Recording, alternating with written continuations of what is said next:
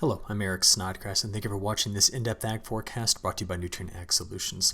Let's start off with the long range before we get into the discussion about the winter storms that we're going to be seeing not only across the West Coast, but the system moving from Colorado into the Great Lakes. So before we get to that, I just want to come back to what's going on in the tropics. It seems pretty clear that right now the ocean temperature change here has kind of stalled. So we brought in some colder water over here. This is close to Nina region 1+2, but much of the rest of the open Pacific from Nina region 4 and 3 to 3.4, which is right here in the middle, has stayed relatively steady. And as we've been discussing, we expected the ocean temperature pattern to look just very much like this for maybe the next 3 to maybe 6 weeks. Our La Nina has reached a peak, and we need to see how the trade winds are going to respond to that.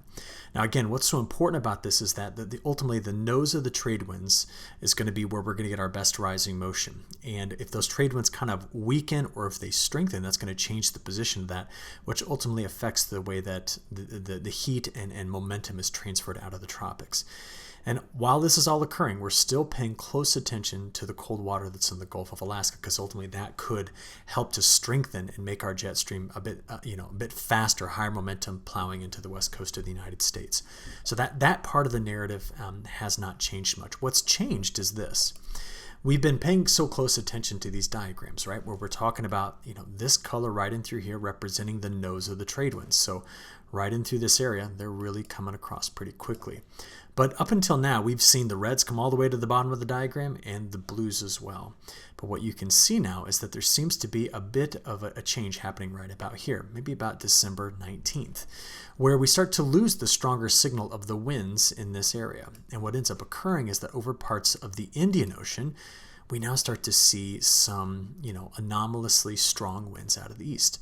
Now, what this indicates to us is that there's going to be a bit of a shift in the MJO, and where the MJO maintains its most concentrated convection, the place of that is a little bit. I'll be honest with you, I think it's a little bit unknown at this point, because this would indicate the fact that these blues don't extend all the way to the bottom of the diagram, that the trade winds are now going to start to go into a time period of fluctuating. When La Nina is intensifying, the blues just stay here. But that's the change we're seeing. So the latest update here from the European model, the long-range run that just came out a couple hours ago, it shows the MJO coming over into phase 7. But now we've got more of the forecast ensemble members breaking into phase 8, which is this phase over here.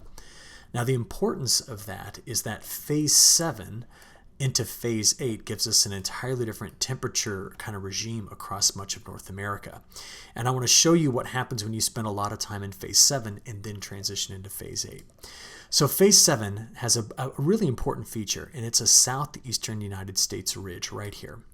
It also has a bigger ridge that happens over parts of Europe, especially Western Europe. And we often get a very strong and extended jet stream across the Pacific, which means that generally speaking in phase 7, the West Coast tends to do very well in precipitation. The same pattern tends to send systems across the United States that then pull into the eastern side of Canada, the Canadian Maritimes, after racing through the mid part of the country. Now, in phase 8, what ends up occurring is that if there is cold air in place here, it tends to get brought out and sent into much of the eastern 2/3 of the United States, while ridging starts to build in the west. Now, I'm not showing you phase 8. I'm only showing you phase 7 in December, because I think we're going to spend more time here at least in the next 2 weeks, than we will in phase 8. So from that, let's talk about this, all right? We're going to look for those features. Now, this is the GFS Ensemble. We're looking at troughs and ridges. And if I just play this out, you can see that through this weekend, we're going to have two things happen. We got a system coming out here, and then a deep trough that comes plowing into the west side of the United States. Look what starts to form here, though. There's a ridge building over the southeast. As I just play this out into next week, we're all the way up to next Wednesday, next Thursday, and Friday. We continue to see that ridge. And we continue to see this ridge. That's very typical of what to expect when there is MJO phase 7. Now, the Pacific does have an extended jet here, but it tries to break up into a weak ridge in place there, but seems to continue to give us some pretty strong onshore flow in the west through the next 10 days. That deepens as I get out here we're out here on the 22nd of December. In fact, this animation ends on Christmas Eve. And you notice those features in place, okay?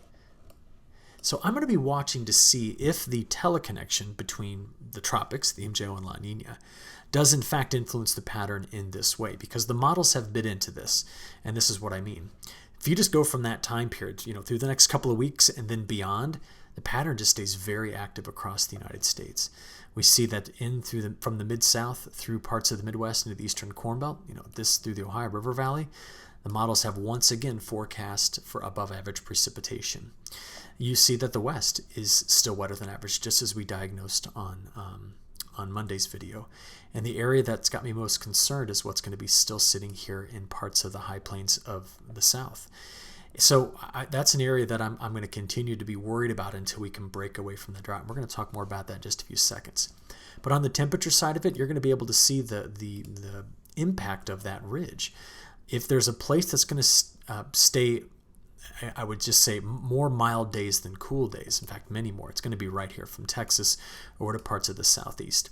I wouldn't look at this right here. Again, we're looking at the time period of December 21 to January 20th.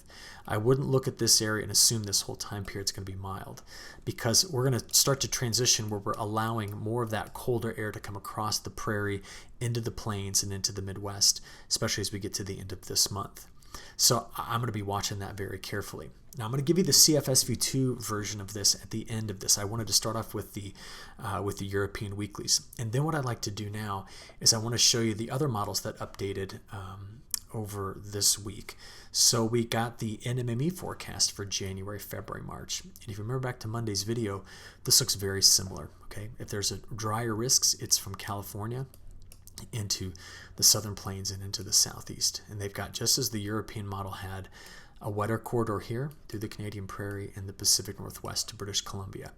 So these models are really giving us that La Nina-like look for January, February, and March. So at least some consistency there.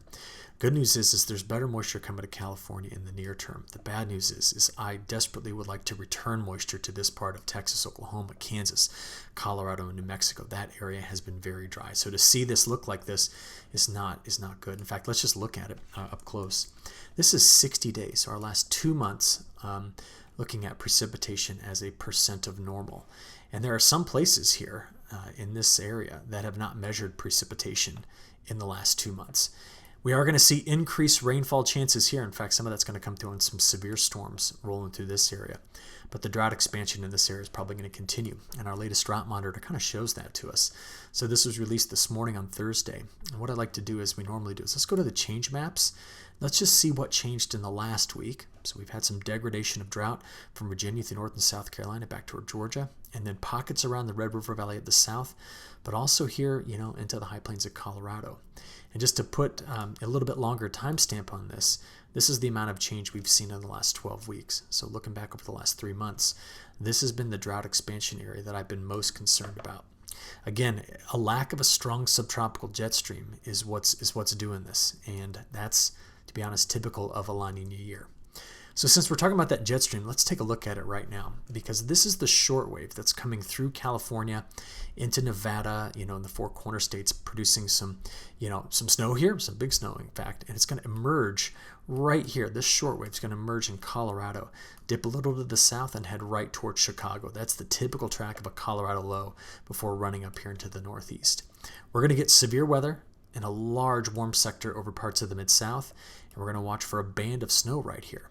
But what I thought you might find interesting is that what this, let me rephrase that. The origins of this trough come from 3 different places across the Pacific Ocean right now. So in other words, 3 different things came together to make this. And you see this trough spinning over here? That was the one that caused all those problems in Hawaii with the strong southerly flow, producing those blizzard conditions you probably heard in the news and extremely heavy rain. What I find interesting is that I did a little bit of back trajectory on the flow you have right here, and this is what you find. Using a great model from NOAA called High Split, I went back 10 days. Turns out the wave that's right here over Southern California began life in the trade winds, coming just here about 10 degrees north. It then moved and was caught up in the flow that was in that deep trough that went south of Hawaii, made its turn up here, caught the polar jet, and is now sitting in this area. So what's neat about this is that this was kind of a system kind of born out of the trade winds from the La Nina. It was then a part of the a part of the terrible weather conditions we saw in the Hawaiian Islands. And now it's about to be very disruptive across the United States.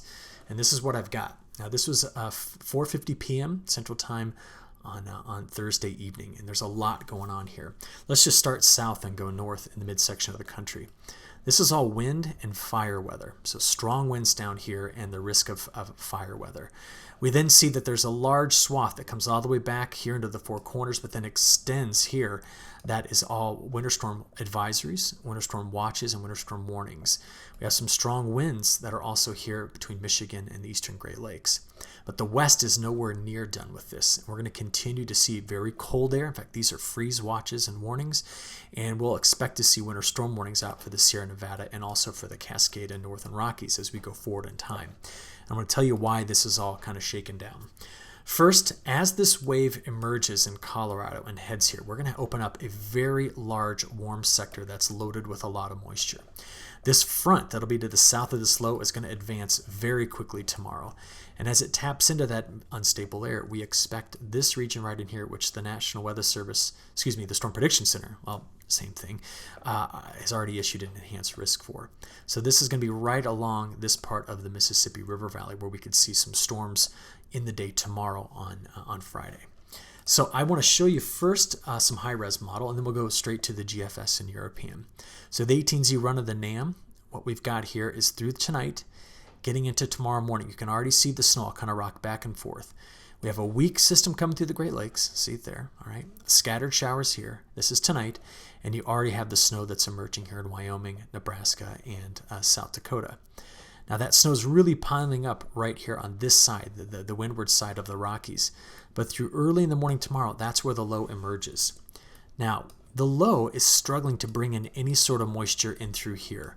And that's why we just don't have any precipitation, no big storms or anything. It can't tap into the moisture just yet because the flow is wrong. The flow is not from this direction, it's from this direction. So when does it get into that moisture? Well, this is Friday 11 a.m., getting out here toward 1, 2, 3, and now we've opened up a large area for snow here. We're going to be concerned about the possibility of initially some overrunning and ice in this part of Iowa, so be very careful of that through Friday afternoon, and that spreads into central Wisconsin by the evening. Now what you notice is the front is right here where these isobars kink, all right? And that front's going to serve as the lifting mechanism to initiate storms. So you see as we go forward, there are those storms. So they could get as far north as central Illinois and Indiana, maybe even nosing up here into parts of Michigan. But it's going to be along this line that we're expecting those storms. Meanwhile, we could bring enough cold air wrapping around the backside of this. It's going to be very windy to bring that snow through much of Iowa, although very light amounts. And those storms out ahead of it race through in the overnight hours into early Saturday morning, cross the Mississippi River, and then as we get into Saturday midday, again, frontal squall line here, bringing in some strong storms. Now, what the atmosphere is going to do is it's going to go into a reset mode. See the big area of high pressure behind it? That's going to slide east, opening up a lot of warm air to return back to the midsection of the country. So any snowfall forecast I show you for here, it'll be gone very, very quickly. And the west is already reloading with its next deep trough. So how much snow does the NAM predict? Well, let's just go out there and take a look. Now this is just straight model data, 10-to-1 snow ratio. And as we just play it forward, that's all the way through Saturday, 12 a.m. And we can see that the NAM's predicting a corridor right in through here, getting into southern Minnesota, of possibly 3 to 7 inches of snow. And then it's got heavier snow in this part of Wisconsin into the UP. But we can't just rely on one model to kind of give us an idea here. And I'll tell you more about the West in a second. Why don't we just go to our other two major models? The GFS is on the left, the European's on the right, and let's do the same thing. So that low emerges, both models pinpoint its location Friday morning right here. Okay, could be some scattered showers out ahead of it. Remember, we got some snow coming out of Ontario through the Great Lakes early in the time period. But what we're going to watch is how quickly this progresses into the state of Missouri, cutting over the river and getting into Chicago. Now, the GFS, as it normally does, is much quicker with the progression, and the European still leaves the low lingering here by midnight, Friday night to Saturday morning. But this will be the corridor over which we're going to watch those severe storms as we get into the overnight hours on Friday. Well, that low then pulls quickly into eastern Ontario and then eventually into Quebec. And notice again, GFS faster with the front, European a little slower, but that's going to bring those storms through the east coast of the United States. Now watch. after it passes through, a deep trough comes diving down here in both models, but a big ridge of high pressure in both models here. So that means you're going to get flow out of the south, returning very, very warm air back to the midsection of the country. And as we play this on out into next Tuesday and Wednesday, notice this. I'll just rock back and forth. Monday, Tuesday, Wednesday. A bit quieter in the midsection of the country, but very unsettled, including possibly picking up several inches of rain here in parts of California, Oregon, Washington. And I'll show you in a few moments those snowfall totals for the Sierra Nevada and the Cascade. But this moves into the Intermountain West as well by the time we get up to next Wednesday. And it should emerge, as both models suggest, as another low that pulls right into here once we get out to about a week from now. Could be right into the northern plains. So some snow on the backside. That's pretty good model agreement. Now with this pattern, we could also see storms in here. Just want to keep you aware of that midweek next week. But the models aren't fully resolving that just yet. So let's look at all the pieces of this. I want to start off with the snow first, and we're going to go straight to the European model. Notice it's got a little bit different swath of the heaviest snow here compared to the NAM. But just take note, we are off my color bar in the Sierra Nevada and the Klamath Mountains and then in the Cascades. That means better than 40 inches of snow is possible in this area. Bigger snows in the Intermountain West, and this is fantastic to see. But this will be the corridor that right now the models are picking up on the heaviest snow, possibly right into that area. Let's go from here and just flip right over to the GFS 12Z. So I'll go back and forth. You can see that the GFS a little farther north. So there's the Euro, there's the GFS. And the GFS is much more aggressive on that second system. That's the one next Wednesday that we're watching carefully. But it's got an area right in through here, extending into this part of Ontario and Quebec that, could be picking up better than 8 to 10 inches of snow. It's also very aggressive on the snow in the west, which is a positive thing.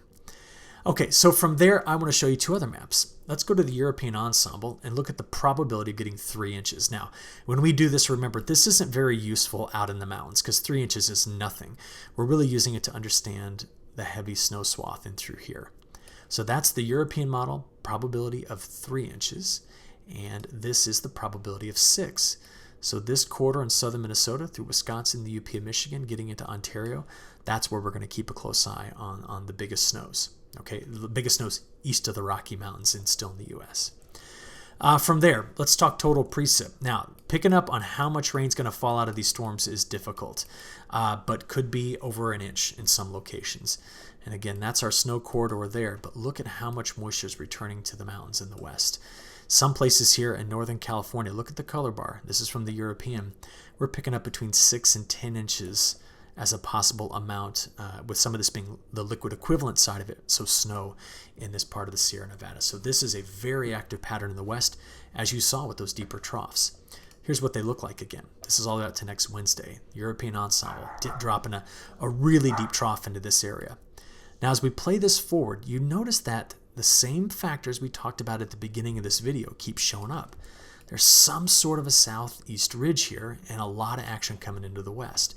So if the flow comes in and around like that, it makes sense that the week 2 pattern continues to favor this area with above average precipitation. And the last 3 runs of the European have done that. Now my hope is that some of this moisture finally backs up into the very dry areas here at the Southern Plains. That would be fantastic. And it's a possibility. And it's also in both models. That's what the GFS Ensemble says for week 2. So very active here, okay, but I want to see this moisture return into this area, and some of the models are really hinting at that. And that pattern would be conducive to it. It's almost simulating what it would be like to have a subtropical component of the jet by dropping those waves way down here like this. So that's your near-term precip forecast. Wait until you see these temperatures. Here's today's highs. We've already experienced these on Thursday. Let's go to Friday's highs. That's the broad warm sector that opens up, over which we expect to get the air to destabilize and to see those storms roll through. By Saturday, the colder air pushes that through and the warmer air exits through parts of the northeast. But as I said, high pressure builds in here, and watch the rebound. Ready? There's Sunday's highs, getting into Monday's highs, and Tuesday. Now at this point, that's the deeper wave that comes into the west, so cold here. But out ahead of it, under that big ridge, I mean, we're going back into we see temperatures like this in September, right? And it lasts. That's Wednesday. Now, you look out there and look at just the day 5 through 10. Temperatures in this area are sitting somewhere between 15 and 20 degrees above average. But as we've been discussing, when phase 8 of the MJO shows up because of a shift in the La Nina, that cold air will get let out of the Canadian prairie and push this out of the way. And the models keep hinting at it. See that? That's day 10 through 15. When do I think it will actually get here? It may not be until we get into the week of Christmas for much of the midsection of the country. Now, the west, you're going to stay cool. The Canadian prairie, very cold. But getting this to finally penetrate down here and stick around, I've got to see more of an adjustment in those trade winds in the MJO to push the jet stream around a bit and dislodge this. Because as we talked about on Monday, this isn't going to happen because of a polar vortex split or polar vortex interaction. We have to have something to push the jet stream up to Alaska to shove this out. So I'm going to be watching for that. Now, we talked earlier about the ECMWF long range. I told you I'd show you the long range from the CFS. And what we got here is that week of Christmas. Now you see it coming a little bit farther to the south. Still, the model wants to hang on to the warmth of the southeastern ridge. But even by the time we finish up December, it wants to push that south too. So we could have a very interesting last 8 to 10 days of this month that would not reflect the beginning of this month. So that's my forecast for you today. And I thought we'd just do something kind of fun here at the very end. My kids are asking, people are asking me, what about Christmas? All right. One of our models, the GFS, is out there. Its operational run can get out that far. So I figured I'd just show it to you, but I want to put a disclaimer that what we're about to do is for entertainment purposes only. All right, here's the 12Z GFS. We're going to just plow on through what we've already seen. So we've already seen those two systems. This is now the 16th. Now the GFS gets pretty aggressive with this track. See this? Look at all this down here on the 19th. Into the 20th. There it is. Blows up a big system that just puts down the snow here. Look at that. Now, remember, this is, we jokingly call this La La Land. We're out here at 264 hours. But that system blasts through, and then a lot of cold air is going to come in behind that on the 21st, which would, by the way, be the winter solstice for the Northern Hemisphere. And then here we go. This would be the 24th, getting into the 25th. So 12 a.m. on the 25th, Santa's going to have a rough ride right in through here. And if the models are right, there'll be strong storms into this area. And then a big shot at cold air that comes in behind it. So remember, this is just for fun looking at this. We expect a lot of change. But maybe you saw one thing here that actually has value. And that is when the jet stream's behaving like it currently is, extended across the Pacific, we just tend to get an active pattern here across North America. So at least that is a valid part of this forecast. But we'll stop right there, and I'll give you another report on Monday. Appreciate your attention. Thank you.